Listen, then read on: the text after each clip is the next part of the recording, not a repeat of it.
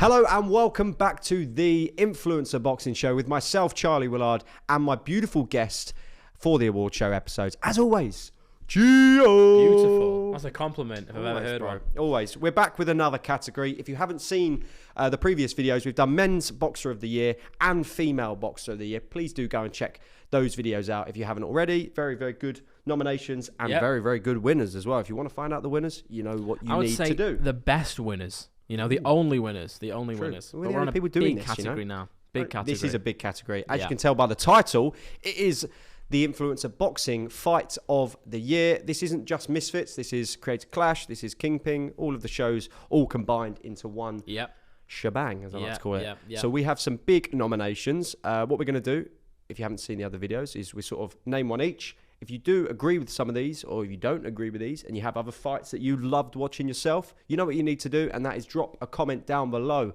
We love to hear about some of your suggestions. And yeah, without further ado, let's do it. That intro was beautiful, by the way, wasn't it? Exceptional. That's clean. We're back. Okay, so Fight of the Year.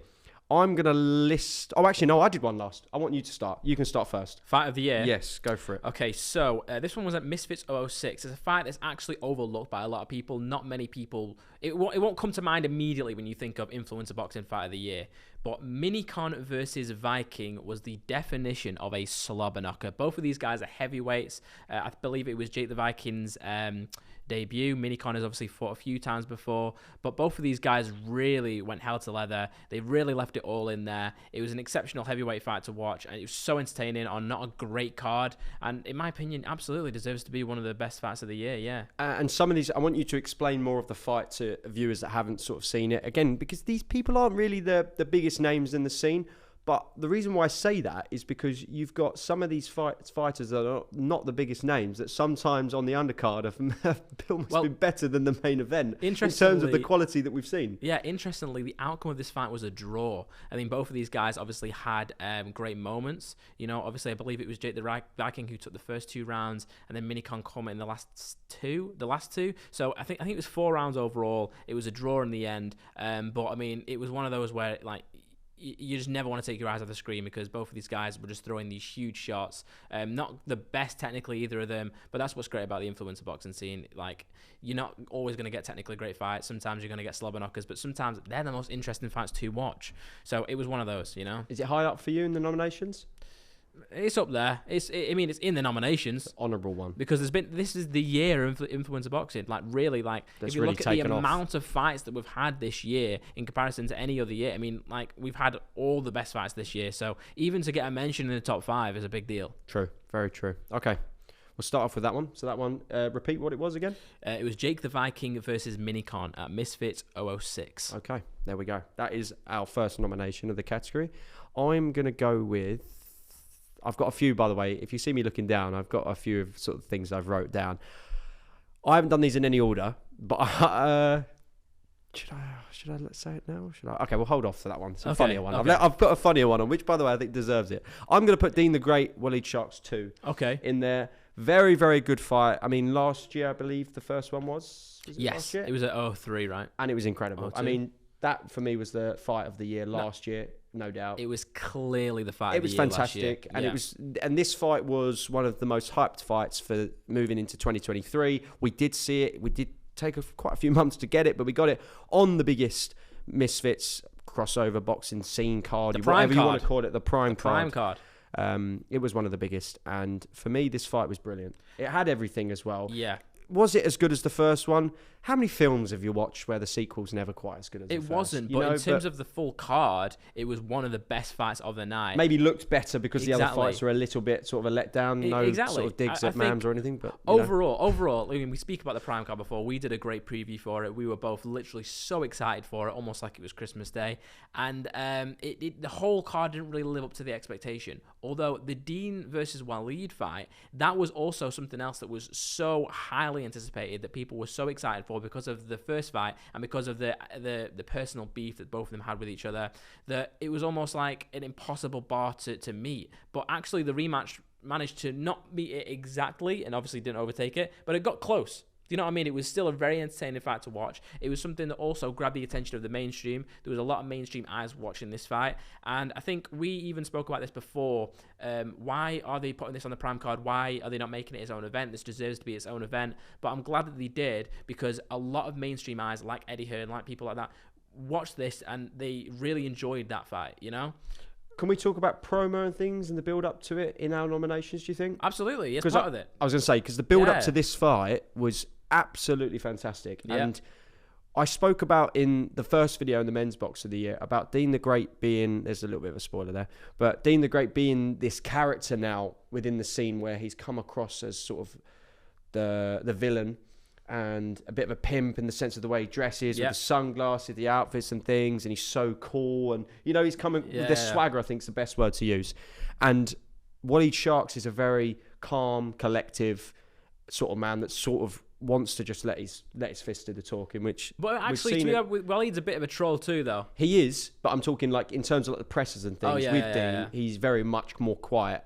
I guess has something to do with Deen continuously talking over him, but whatever you want to say on that is another opinion. But the build up to this fight in particular, number 2, was fantastic, because we was there in Manchester covering absolutely every single day of the press events and etc. in the press conference and the weigh-in. And by the way, a little exclusive, if you haven't heard, I'm pretty sure there was a video out there. There was an actual fight broke out between both teams at the hotel. Oh, really? Yeah, I didn't know that. Yeah, in the press conference. I think it was either before the presser or the weigh-in. There was a fight that broke out between the two teams at the hotel, which caused them to get in trouble. The tension was high. The tension was high. There was a lot of build-up and a lot of bad blood between the two. And then when we did see them fight again, the fight didn't disappoint. No, it didn't disappoint. And sometimes we've seen these massive build-ups. I mean, again, we can link KSI and Tommy Fury to it. A lot of bad blood between the two. The fights happen, and then you go, oh. Yeah, it wasn't amazing to watch. Whereas this, there was a lot of punches thrown, which is always great in a fight. Yeah. There was a lot of connections, clean connections. Yeah. There was a lot of drama as well, with some knockdown controversy. There was some injuries as well. I know Walid had a bit of an injury as well. Deen the Great had an injury with his hand, I believe it was. Yeah. Potential fracture or broken hand there while he was fighting, which was great to see. It just had a bit of everything. And I mentioned there about the film sort of comparison of when the first film comes out and then the second film, it's not as good as the first. That's always going to be the case with boxing. You know, you'll get trilogies, you'll get sort of sequels, but with this fight in particular, I just didn't think it disappointed, and I think it deserved to be up there. Absolutely. And also, like, what you got to remember as well, when we go through these nominations, a lot of them are going to be great back and forth. So there's going to be a lot of... We're not looking at just dominant performances. What makes a great fight of the year, whether it's boxing, MMA, or even influencer boxing, as we're speaking about right now, is two people going to war and having their moments each. And that's exactly what we got in the first fight with Deen and Walid, and the second one. Now, I was very surprised, because I thought that Walid was going to do better in the second fight than I thought he did. No, hold on. I thought that Walid... Where's the fucking up? I thought that Walid was going to do better in the second fight than he did. Although, towards the end, because it looked like Deen. It looked like it's all going everywhere. It looked like Deen was dominating him in the early rounds, but then obviously towards the end, Walid, after getting battered, managed to turn it around and almost got Deen out of there. So it was a fight that kept you on the edge of your seat, and that's why it definitely deserves to be on this list. Okay.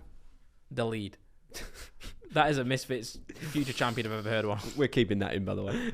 Right, give me another one. Number 3. We're gonna try and get on with things a little bit, because we have got a fair few fights to name. So number 1 on my list currently, but obviously this can change, is Jay Swingler versus Nichlmao. And this was a very surprising fight to me, because if you remember, Jay Swingler's first main event in Misfits was against Churdleys. All respect to Churdleys, but obviously, not the best fighter. Probably one of the worst in Misfits. Didn't really take it seriously and was basically just put in there so Jay Swingler could have a great performance, I believe, in front of his home crowd. Yeah, it was the main event. It was the main event, wasn't it? It was 02, wasn't it? Was it 02? No, I think it was Telford. Was it? It was somewhere. I don't think when it was.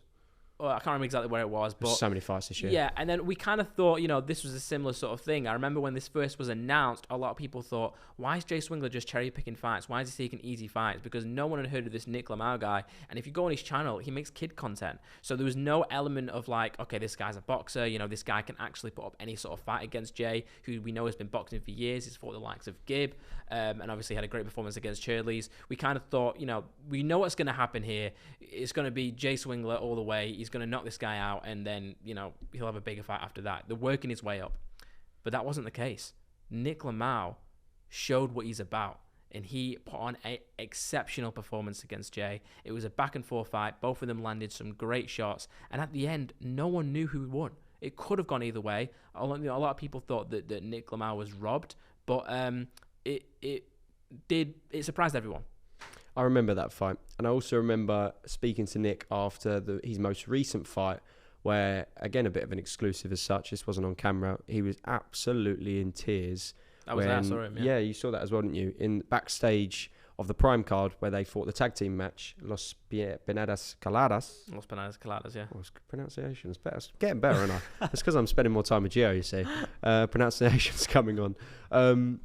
And Alex Wassabi and Nichlmao were fighting, and Nick was just absolutely distraught because he knows he's a better fighter than how he performed out there. Yeah. And the Prime card was the biggest card that he could possibly be on at the time. He didn't lose, though. He got a draw. But he felt that he let down the side, and this was the issue of him crying when I did find out what it was, because I spoke to Alex Wassabi, that is. And yeah, he was just absolutely gutted with himself, because he's a credit to the sport in the scene. Because he's a good name. Now he's a good name. He's had a fair few fights now.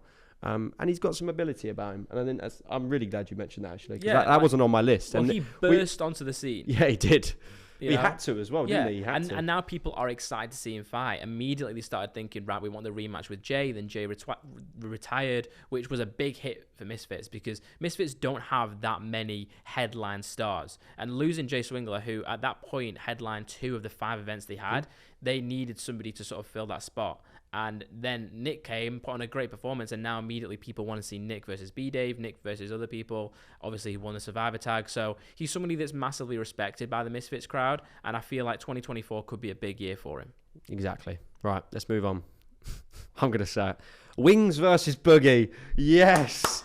Come on. Yeah.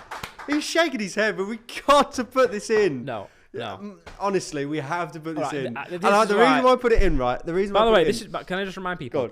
This is the Fight of the Year awards that you've nominated Wings and Boogie Nomination, not winner. Just want to make that very clear. This fight does not deserve to be nominated. Honourable nomination. Did you enjoy watching that? Yes.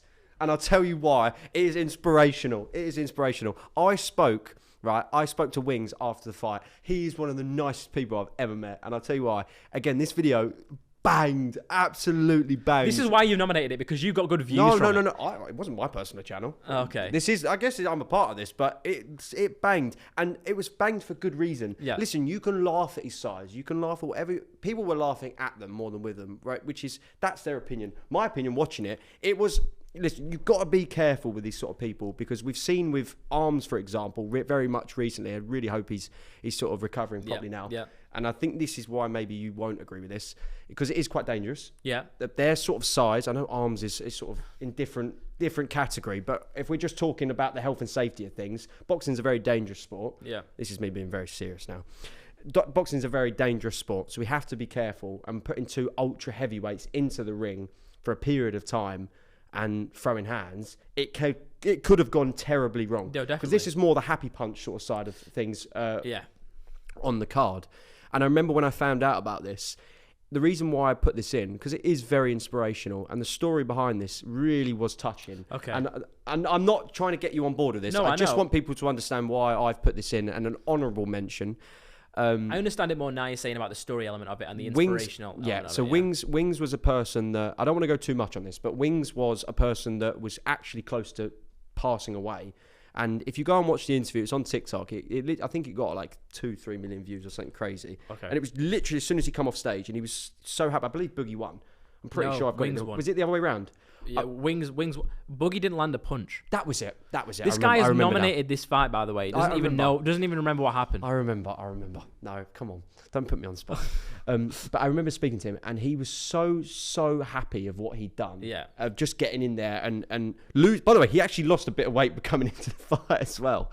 I think the weigh-ins were more entertaining than the fight. And just the build up to it, and just like what he was saying to me about how sort of he was always on his chair at home, and he was so close to sort of passing away. He was so unhealthy and things. For him to actually get out and be in a different country and being around the space and being around different people, it made him so much happier, and he was just so happy. Yeah. He was so. I cannot tell you, and even off camera as well, he was just so happy to be there, and it was so inspirational. And honestly, that's why I've put this in as an honourable mention for Fight of the Year, because you've said one on previous videos. I know, a bit different, but this is why I put it in. I just feel like they deserve a mention, because I don't want to see it too much again, because you've got to put the risk element in. It's not healthy, and it could get quite dangerous. But I think it's great because they're very inspirational people for doing so. And I remember a lot of the talk after the event was actually Wings versus Boogie, because of the entertainment value and also because of the whole story behind everything. So there you go. It was very entertaining. The build-up was very entertaining. And obviously, if there was an inspirational Fight of the Year, storyline Fight of the Year award, then absolutely it would win that. The problem for me is the fact that the actual fight itself was incredibly hard to watch. No, I agree. I agree with 100% what you're saying on that. But it wasn't fun to watch, in my opinion. We kind of had this idea beforehand that these two ultra heavy guys are going to get in there, and obviously they lost weight to go in there and stuff. The storyline was great. The weigh-ins were fantastic. I shook Boogie's hand at the press conference, and I swear I've never felt a sweatier hand in my life. It looked like he just jumped into a pool. Anyways, the fight itself, I remember just thinking, wow, I can't wait for this to be over. Was it one of them like TikTok comments, like hard watch? Yeah, I remember just being like, I didn't really know how I was going to react. I thought it'd be kind of funny. I thought, it'd be like, oh wow, they both landed big shots. But because it was very one-sided as well from Wings, it wasn't a war. It was very one-sided from Wings. And I'm a Boogie fan. Like, I'm not like the biggest fan of him, but I used to watch him. He's an OG YouTuber and stuff. And just to see him get battered by Wings and his face go red, and it was like, and his pants were falling down at one point. I remember just thinking the whole circus of it made me very uncomfortable. And, as you say, the hype, the story, the build-up, the inspiration, great. The fight, I agree, right? I know, I really agree, but I just think it deserved an honourable mention. Okay, I agree. Right, let me make up for it. I know I said you can go next, but I'll make up for it. Right? And I'll name one. Go on. Slim versus Tom Zanetti, I've named. Yeah. And we mentioned Slim in a previous video, and we mentioned Tom Zanetti in a previous video. I put this in because everyone expected Slim to absolutely breeze past Tom Zanetti. Yep. So a massive shout out to Tom Zanetti for that, because I remember when I saw this, I was one of them people that thought exactly the same. I think we spoke about this in a preview show. I think I did with Wade, I believe. Shout out Wade Plem. And he was saying the same thing as me. Expected Slim to come through, being the hitman that he is, being the sort of swagger that he has and the confidence he brings to the sport and the space. He was going to come through and breeze. He didn't. Yeah. He did not breeze through that fight. Tom Zanetti had a chin like no tomorrow. He was like Thanos in there at times. He was a tough guy. He was a very tough guy. And Slim, by the way, had a chin that fight as well. Tom was landing some big punches, and Slim was standing up strong. Tom was standing up strong. Honestly, coming off the back again, I was backstage when they both come off, and Tom went straight to his missus and was coming through, had a big smile on his face, because he knew he put on a show. It was one of the fights of the night on that card. No, it was. And this is that why was the best card, by the way. We haven't got a category for fight event of the year. Yep. But 004, in my opinion, is the fight of the year. It was fantastic. It had some big fights on there, and this was one of them. Slim versus Tom Zanetti, for me, definitely up there. It was for an all-out brawl. All-out brawl. Bit of skill element as well, more from Slim's side. I think he showcased that on a lot of the fights he's had. And as well as I would probably say one of the shocks in terms of performance levels. And as I said right at the start of this little rant, Tom Zanetti was not expected to do hardly anything against Slim, and he come out and really put on a show. I think a common theme with all of the nominees that we've mentioned so far is the surprise, the shock element. You remember the fights that make you go, oh, I didn't expect that to happen. And, that's exactly what this fight was. Like, we thought that Slim was going to steamroll him, and it ended up being a war, and it was a really entertaining fight to watch. So I agree. This absolutely deserves to be there, yeah. Next one? The next one I'm going to say is Gib versus Jarvis. This is more of a technical thing. Obviously, the Kingpin event gave us some great fights. And I feel like a lot of the fights, especially in the quarterfinals of Misfits, are very one-sided. To be honest, even the Jarvis-Zanetti fight was pretty one-sided. The Gib versus McBroom fight was totally one-sided. And then as we progressed to the semi-finals, we actually got some better fights. And one of those was Gib versus Jarvis. And you mentioned this in previous videos and whenever we speak, that this fight was really it was a really great fight for the sport, because I think there's obviously a lot of opinions about this space of it not being skillful or anything like that. And I think this was a fight to maybe put up there as on the table to say, look, this is what Yeah. We know, like, for example, they know that they're not professional boxers as such, but this is how much work we've put in to showcase an element of skill, and it was a high skillful fight. Exactly, and that is because Jarvis and Gib both have sort of like put their YouTube and online careers on that pause for a short period of time to actually train boxing and take it proper seriously. Like Gib, as we mentioned in the previous category, you know, he trains with Bdave, he lives and breathes like a boxing lifestyle, and then Jarvis, obviously in Vegas in the Mayweather gym, takes it super seriously, and all of their hard work and all of their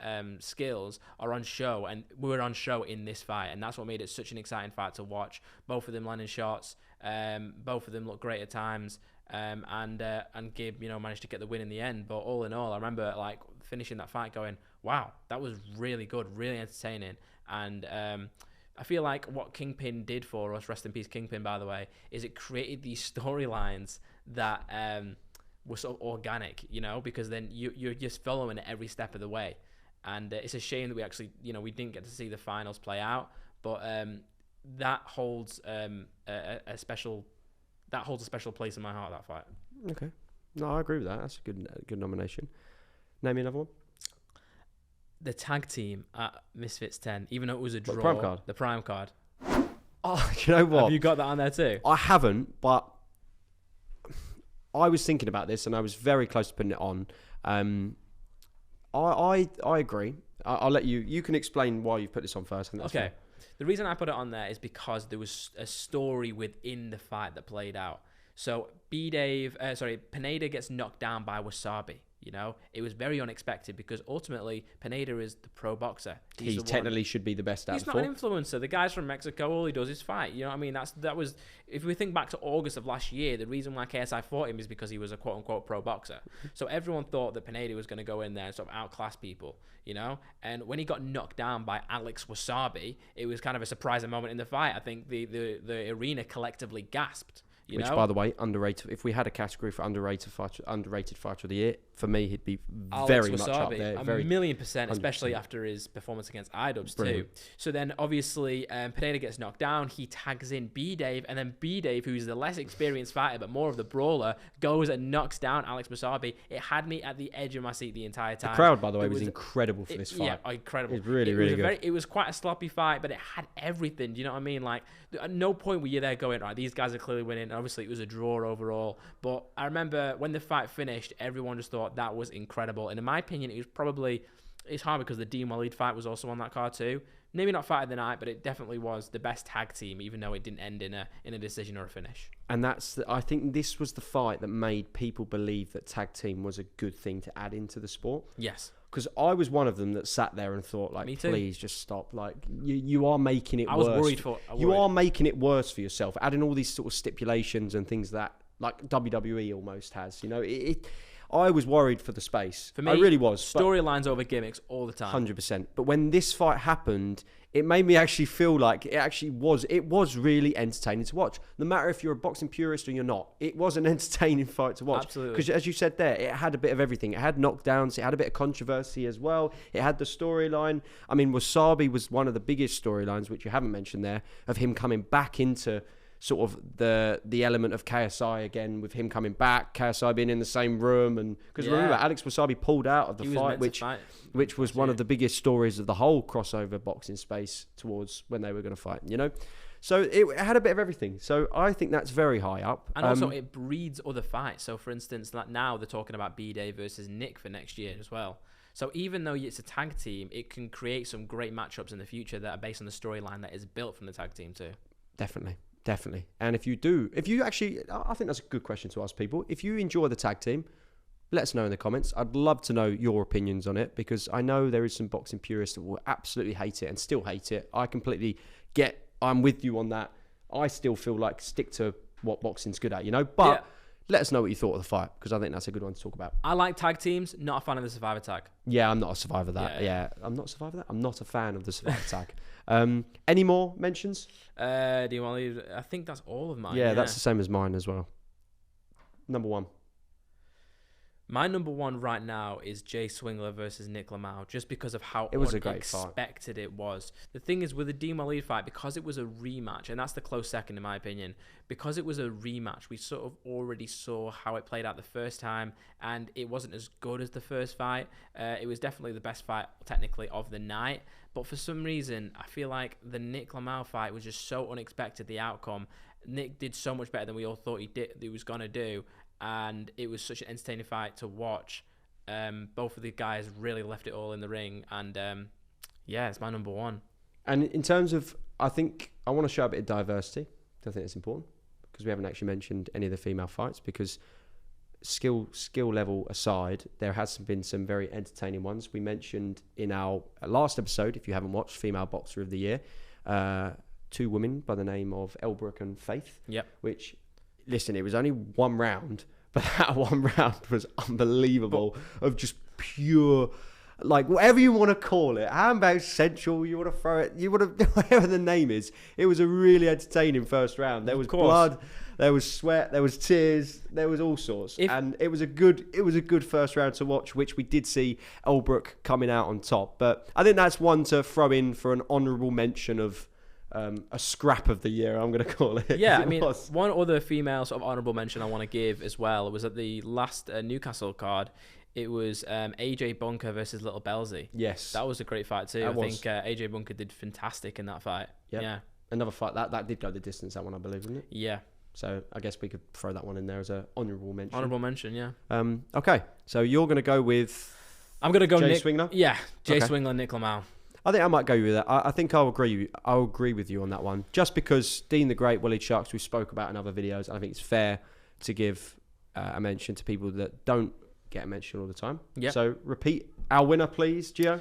Jay Swingler versus Nichlmao at Misfits 005. Yeah. Big audience. Huge audience in the background. No sarcasm. Well, there you go. That's another video down, another category done of the Influencer Boxing Show. Award show. We love it here.